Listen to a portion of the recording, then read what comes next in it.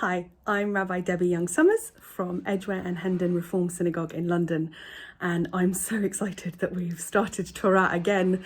Despite the craziness of the world around us, the Torah keeps turning and keeps bringing us wisdom to learn from. So delighted to introduce this new cycle with Parshat Bereshit as we start the Torah anew.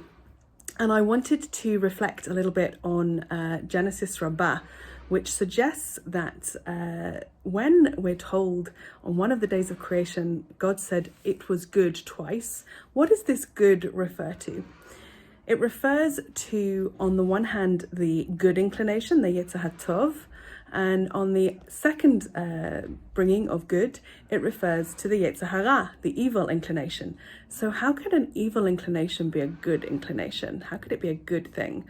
And the rabbis explain that the good inclination helps us focus on our spiritual life, helps us focus on the meaning of what it is to live a good life. But the evil inclination, the Yetzirah Hara, maybe would be better translated as a material inclination. It's the inclination that helps us have babies, build houses, feed our bodies. And that if we were to only focus on the good inclination, on our spiritual sides, we wouldn't really be much use to the world that God has created for us. We would, sit in a cave and meditate for years on end, which would be wonderful for us individually, but wouldn't change the world around us and wouldn't contribute to creation. The Yetzirah Hara helps us engage with what it is to continue life, to nourish our bodies as well as our souls.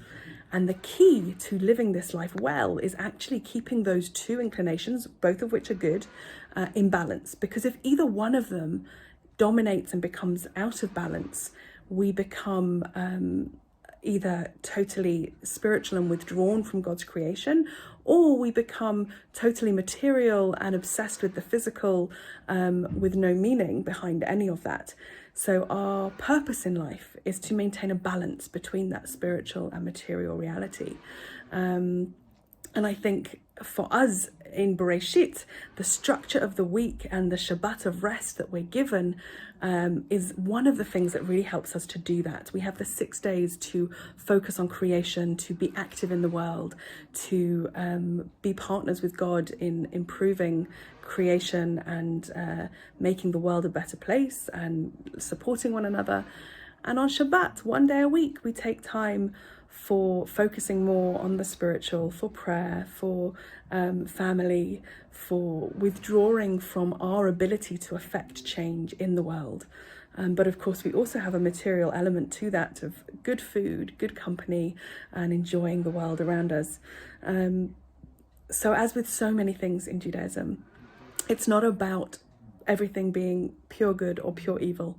It's about finding balance in our lives. And as community professionals around Europe, finding balance in our lives is really important. Taking time to invest both in our physical and spiritual needs is important, particularly in the midst of a pandemic when so many more demands are made.